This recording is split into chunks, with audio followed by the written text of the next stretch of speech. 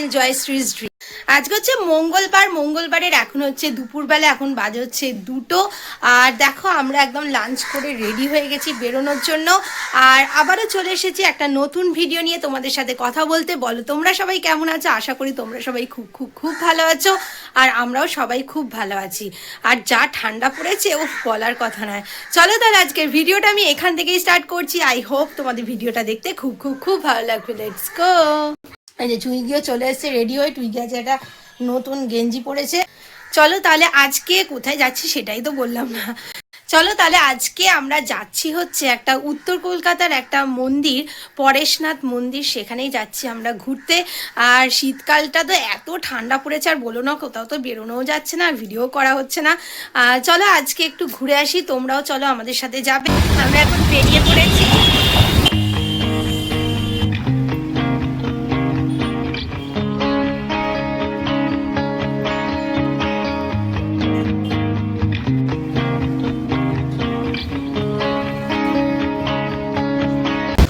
আমরা এখন চলে এসেছি মন্দিরে। একসময় ব্রিটিশ ভারতের রাজধানী ছিল কলকাতা, এবং সেই সূত্রে এশিয়ার ব্যবসায়িক কার্যকলাপের কেন্দ্রবিন্দুতে পরিণত হয় এই শহর।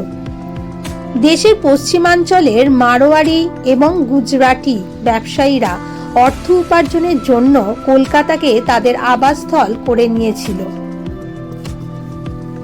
রাজস্থান ও গুজরাট থেকে আসা বেশিরভাগ অভিবাসী ছিলেন জৈন। তারাই কলকাতায় বিভিন্ন জৈন মন্দির নির্মাণ শুরু করেন। উত্তর কলকাতার মানিকতলা, গৌরীবাড়ি এলাকায় অবস্থিত এই মন্দির কমপ্লেক্সটি পরেশনাথ মন্দির নামে পরিচিত। 1867 সালে মন্দিরটি প্রতিষ্ঠা করেছিলেন রায় বদ্রীদাস বাহাদুর, যিনি ব্রিটিশ ভারতের ভাইসরয়ের মুকিম হিসাবে দায়িত্ব পালন করেছিলেন।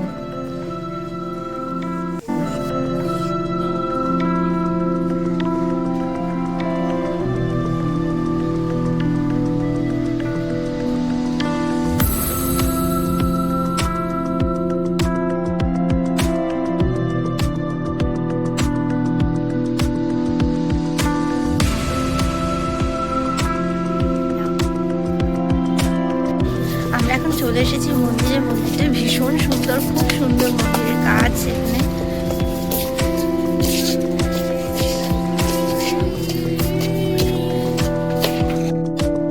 মন্দির খোলা থাকে সকাল 6টা থেকে 11টা এবং বিকেল 3টে থেকে সন্ধ্যা 7টা পর্যন্ত।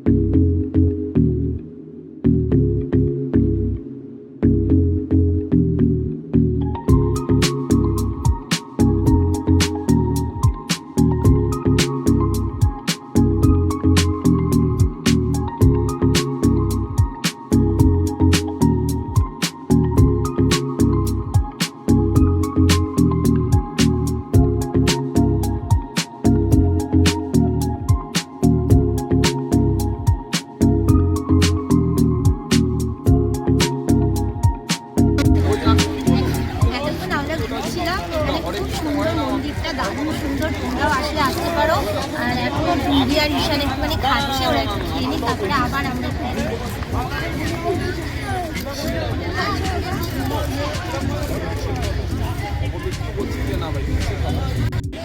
আর মন্দিরের ভেতরে তো আমরা গেছিলাম, ভেতরটা তো অসাধারণ সুন্দর, মার্বেলের কাঁচের পুরো কাজ দারুণ সুন্দর।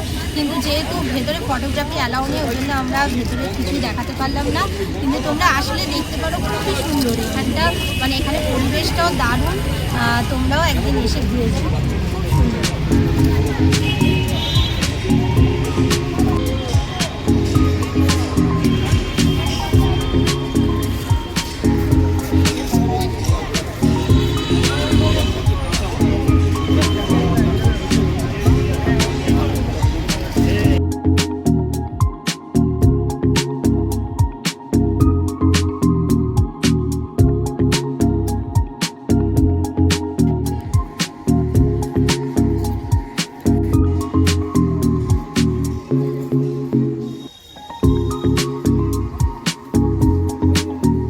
জায়গাগুলো কি দারুণ, দেখ কি সুন্দর কাজগুলো, সব পাথরের কাজ।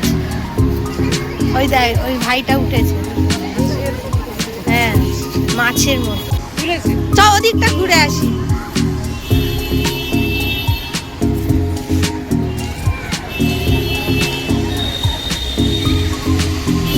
এখানটা হচ্ছে বাইরেটা, এখান দিয়ে বেরিয়ে এদিকে 3 দিকে রাস্তা আছে। এদিক দিয়ে একটা রাস্তা চলে যাচ্ছে, আর আমরা এলাম এই দিকটা দিয়ে। এখানে আরো অনেকগুলো মন্দির আছে, সেগুলো আরো চলো দেখে আসি। এখানে অনেক খাবার জিনিসও আছে, এখানে আখের রস, ওদিকে ফুচকা আছে, এখানে চটপটি, আলু কাবলি।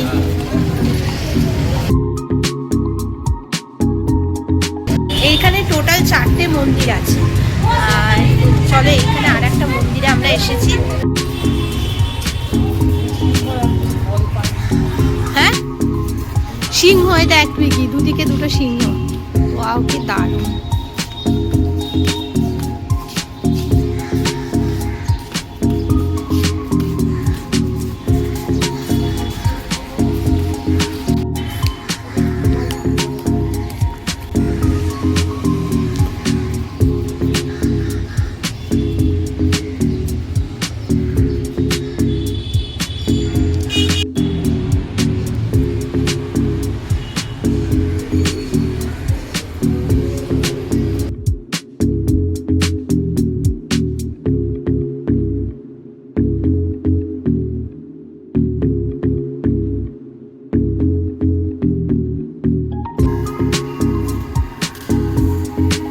এইখানে মন্দিরটাও খুব সুন্দর, আর ওইখানের মন্দিরটা তো আরো সুন্দর, ওখানে পুরো কাচের কাজ, দারুণ সুন্দর ওখানটা। চলো আর কি কি আছে একটু দেখে আসি।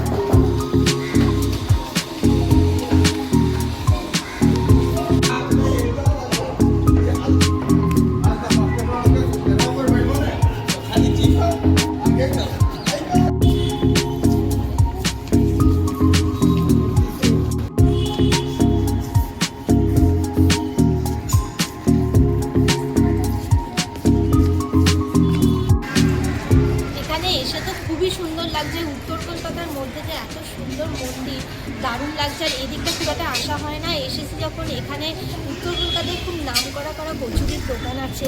দেখা যাক যদি আমরা কোথাও যেতে পারি তাহলে অবশ্যই কিন্তু কচুরি খাবো।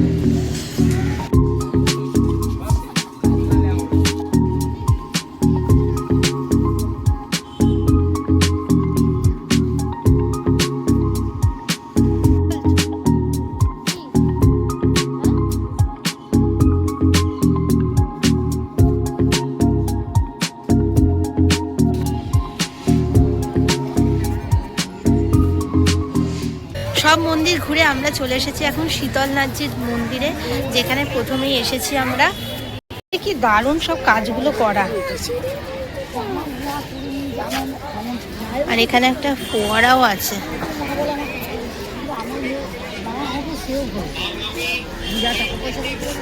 এখন এখানে আমাদের ঘোরা মোটামুটি হয়ে গেল। এবার আমরা যাব হচ্ছে দেখি, এখানে হরিদাস মোদক আছে কচুরির, ওখানেই যাব, ইচ্ছা আছে।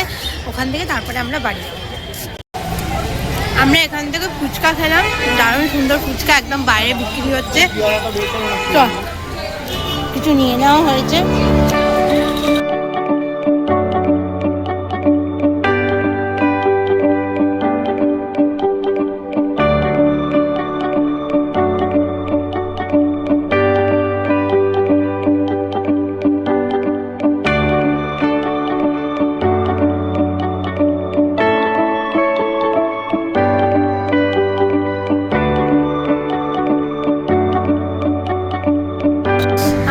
চলে এসেছি শ্যামবাজারে, এখানে কচুরি খাওয়ার জন্য। আমরা যাচ্ছি হচ্ছে আদি হরিদাস মোড়। তো আমরা চলে এসেছি এখন শ্যামবাজার পাঁচমাথার মোড়।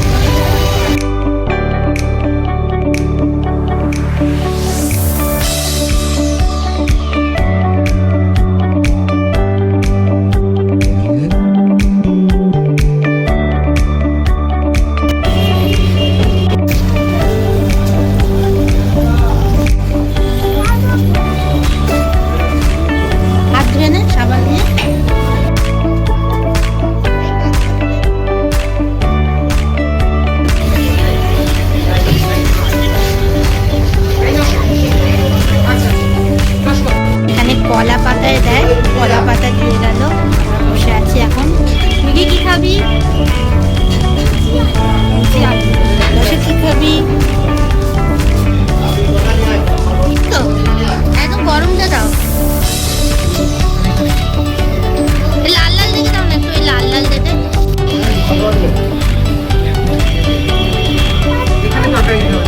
ওখানে একটা আলু দিয়ে দিই, ওখানে একটা আলু দিয়ে।